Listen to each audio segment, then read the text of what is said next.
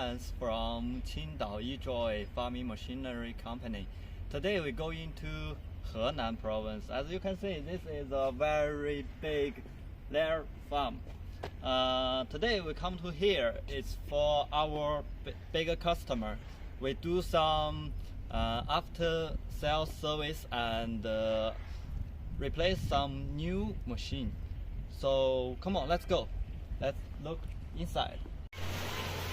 In this layer farm, we have 8 buildings and 5 rows and 8 pairs of layer cage in each building.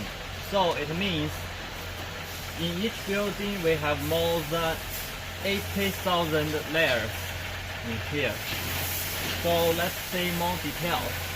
Come on.